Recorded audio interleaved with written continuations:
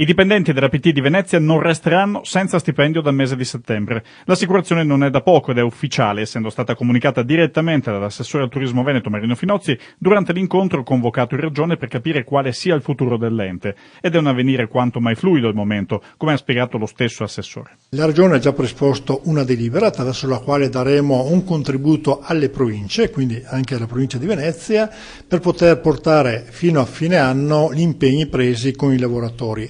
Però c'è una condizione: vogliamo dalla provincia di Venezia un programma che preveda la riforma degli uffici APT in maniera tale che sia noi regione sia i lavoratori delle APT possano dormire sonni tranquilli anche per il 2015. La PT provinciale di Venezia conta su 69 dipendenti distribuiti in 14 uffici, di cui ben 6 nel solo capoluogo.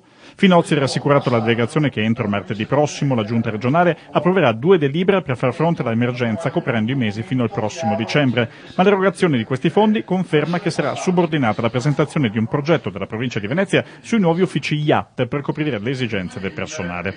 Erano presenti anche 2 consiglieri regionali, Lucio Tiozzo e Pietrangelo Pettenò, che hanno dato la loro disponibilità per velocizzare le delibere in commissione. Tutto questo ha permesso ai sindacalisti Chilorio della CGIL e Dalzetta della CISL di esprimere soddisfazione, mentre invece, non poteva essere altrimenti, ha stuzzicato l'assessore provinciale Paolino Danna, che ha ricordato a Finozzi come la presidente provinciale Zaccariotto avesse chiesto più volte alla regione come poter agire in merito, senza però ottenere risposta. Oltretutto, dopo il 31 dicembre, sarà la città metropolitana a sostituirsi alla provincia cancellata. Poco tempo e tanta nebbia in cui muoversi.